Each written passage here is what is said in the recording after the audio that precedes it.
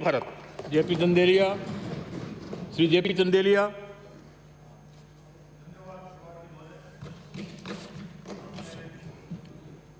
मांग संख्या 33 सामाजिक सुरक्षा और कल्याण के बारे में बोलने का मुझे अवसर दिया। हमारे संविधान के जो निर्माता थे उन्होंने सोशलिस्टिक पैटर्न ऑफ सोसाइटी की अवधारणा से संविधान बनाया था और अंगीकृत जब किया गया संविधान तो सोशलिस्टिक पैटर्न ऑफ सोसाइटी के आधार पर ही अंगीकृत किया गया था और एक वेलफेयर स्टेट के रूप में हमने अपनी अवधारणा बनाई थी कि भारत में जो राज्य होगा वो एक कल्याणकारी राज्य होगा। अगर संविधान को आप ध्यान से देखें तो शुरू से लेकर आखिरी तक, चाहे संविधान का प्रीएम्बल हो, चाहे डायरेक्टिव ऑफ प्रिंसिपल्स हो, सब में ये भावना झलकती है। यहाँ मैं प्रीएम्बल को रेफर करना चाहूँगा हमारे संविधान के। इसमें जस्टिस, लिबर्टी, इक्वलिटी और फ्रेटर्निटी, ये जो शब्द यूज़ किए गए हैं, उपयोग में लाए गए हैं, ये अपने आप में एक वेलफेयर स्टेट की अवधारणा को प्रमोट करते हैं, प्रतिस्थापित करते हैं। जस्टिस में सोशल, इकोनॉमिक एंड पॉलिटिकल, समाज के जो गरीब लोग हैं, पिछड़े हुए लोग हैं, जो मेन स्ट्रीम में नहीं हैं, उनको जब तक आप सोशल जस्टिस नहीं देंगे, उनका आर्थिक विकास नहीं करेंगे और पॉलिटिकल उनका जो हक है वो ठीक से नहीं देंगे, तब तक मैं समझता हूँ कि उनके साथ सामाजिक न्याय नहीं होगा। Liberty of thought, expression, belief, faith and worship, ये अवधारणा वही कल्याण की भावना को प्रतिपादित करती है, क्योंकि अगर आप बोलने नहीं दोगे गरीब को, निर्धन को, शेड्यूल कास्ट के आदमी को, शेड्यूल ट्राइब के आदमी को, तो वेलफेयर स्टेट की बात कोई ज़्यादा महत्व नहीं रखती। एक्सप्रेशन, अपना विचार जो है, संविधान ने हमको अधिकार दिया है, अपनी बात हम कह सकते हैं, तो इन लोगों को भी पूरा अधिकार मिला है।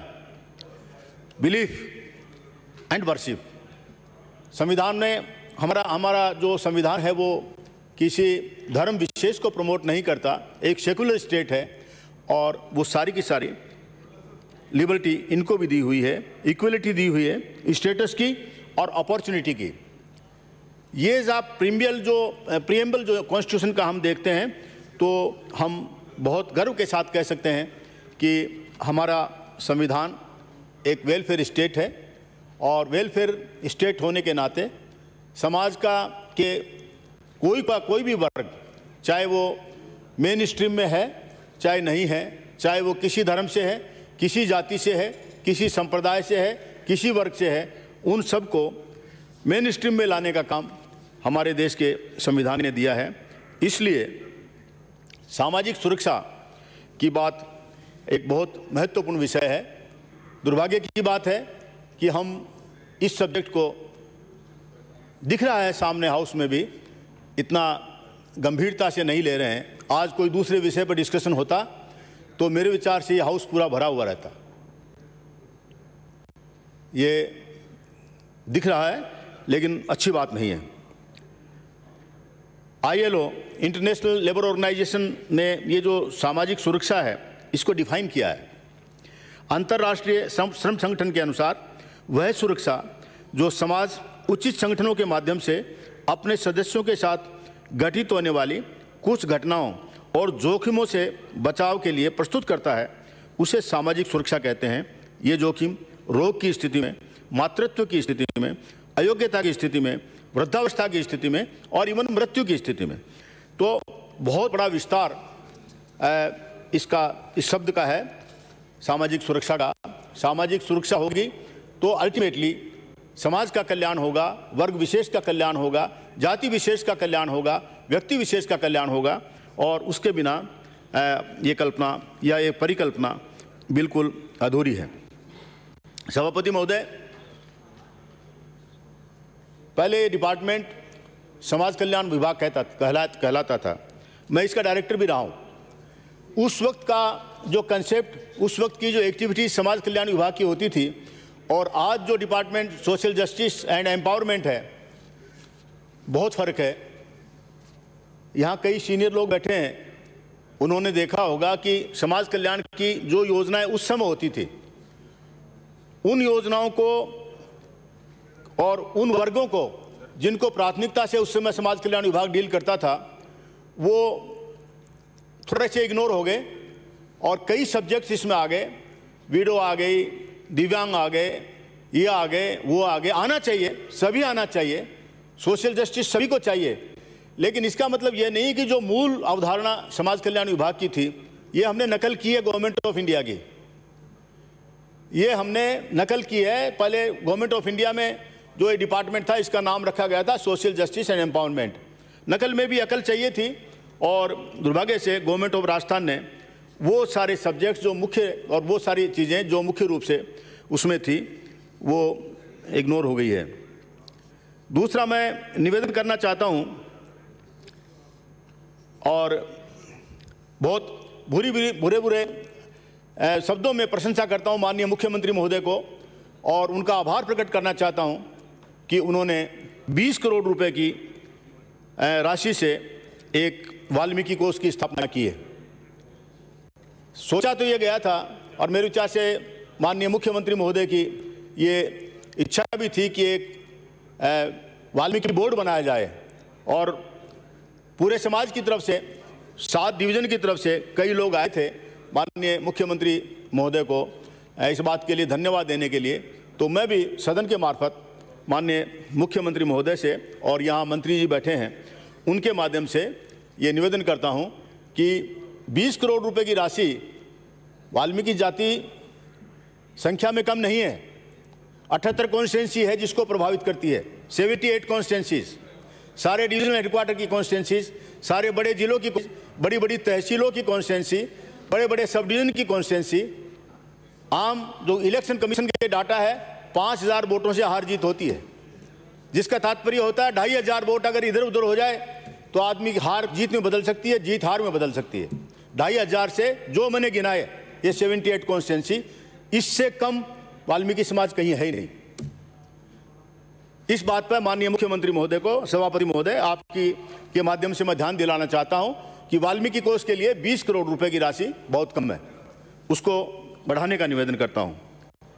पिछली बार 1 साल हो गया, पिछले बजट में एक बात आई थी, माननीय धारीवाल साहब बैठे थे और ये बात आई थी कि 2018 में जो नियुक्तियां हुई सफाई कर्मचारियों की, उसमें एक ही तरह की कंडीशन से, एक ही तरह की क्वालिफिकेशन से, एक ही भर्ती प्रक्रिया के अंतर्गत जो सफाई कर्मचारी नियुक्त हुए, उनमें कुछ जनरल कैटेगरी के भी लोग भर्ती हो गए और जो सफाई कर्मचारी वर्ग के वाल्मीकि समाज के लोग थे, वो भी कोई MA है, कोई BA है, कोई LLB है, बहुत ऐसे।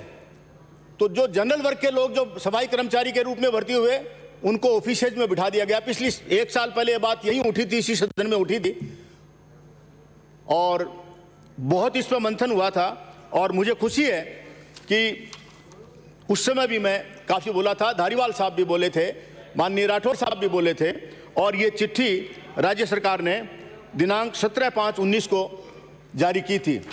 जो स्वायत्त शासन विभाग के डायरेक्टर थे और जॉइंट सेक्रेटरी थे पवन अरोड़ा, उनके दस्तखतों से चिट्ठी जारी हुई है और उसमें स्पष्ट लिखा है कि अगर किसी को जिस काम के लिए वो भर्ती हुआ है उससे अनंतर लगाया हुआ है तो उसको तुरंत वो काम में लिया जावे और अगर कोई अधिकारी इसमें ये काम नहीं करेगा और उनको रिलीव करके उनके जिस काम के लिए उनको भर्ती किया गया उस काम में नहीं लेगा और या फिर उनके खिलाफ कार्रवाई नहीं करेगा तो उस अधिकारी के खिलाफ कार्रवाई की जाएगी। ये चिट्ठी मैं सभापति महोदय आपकी अनुमति से टेबल कर रहा हूं ताकि रिकॉर्ड पा जाए। ये 17/5/19 की है और 1 साल पहले जो डिस्कशन हुआ था हाउस में, मैं बोला था, धारीवाल साहब बोले थे, माननीय उप प्रतिपक्ष के नेता राठौड़ साहब बोले थे, उसके बाद ये चिट्ठी जारी हुई थी और उस पर आज तक अमल नहीं हुआ। आज भी वही स्थिति है। ये चिट्ठी जो डायरेक्टर और जॉइंट सेक्रेटरी है उसने सभी कमिश्नर्स को, आप चिट्ठी सभी का- एग्जीक्यूटिव ऑफिसर्स को, चिट्ठी का रेफरेंस उल्लेख कर दें आप, इसमें टेबल करने की जरूरत नहीं है क्योंकि आपने बोल दी अपनी सारी बातें। इसमें अपनी चिट्ठी का रेफरेंस जो है ना आप उल्लेख कर दें। नहीं, रेफरेंस करके मैं माननीय मंत्री महोदय को भेज दूंगा, मुख्यमंत्री जी को भेज दूंगा, ठीक है। और सभी मतलब नगर निगम को भी, नगर परिषद को भी, नगर पालिका बोर्ड को भी ये सब चीजें भेजी गई थी। दूसरा मैं निवेदन करता हूं कि रिजर्वेशन की बात करते हैं, SC ST के लिए, OBC के लिए, मोस्ट बैकवर्ड क्लास के लिए रिजर्वेशन की तो धज्जियां उड़ रही है, डिसइन्वेस्टमेंट किया जा रहा है।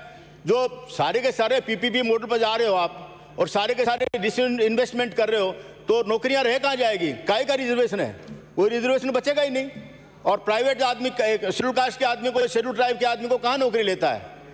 तो एक ये बहुत बड़ा विचारणीय बिंदु है और मैं सदन के विचार के लिए ये रख रहा हूं। प्रमोशन का जो सिस्टम है उसमें कर दिया, इस लेवल तक ये हो जाएगा, इस लेवल तक ये हो जाएगा, और उसके बाद में इसमें एनोमली हो गई उस सर्कुलर से। एनोमली ये हुई है कि SC ST के जो से जूनियर का जो अफसर है वो प्रमोट हो गया और SC ST वाले जूनियर रह गए।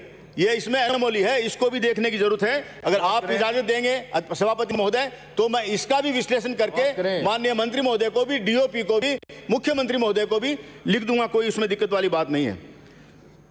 ये सब चीजें हैं। अब रेलवे जा रहा है, BSNL जा रहा है, ये जा रहा है, वो जा रहा है। तो मैं निवेदन करता हूं कि इन सब एनोमलीज को ध्यान रख करके जो सामाजिक सुरक्षा प्रदान की जानी चाहिए, जो संविधान में प्रावधान है उसका अनुपालना होनी चाहिए। आपने मुझे समय दिया और कुछ खरी खरी बातें कहने का मौका मेरे को यहाँ पर मिला, उसके लिए बहुत बहुत धन्यवाद। Thank you very much. माननीय सभापति महोदय, आपसे एक प्रार्थना करना चाह रहा हूं।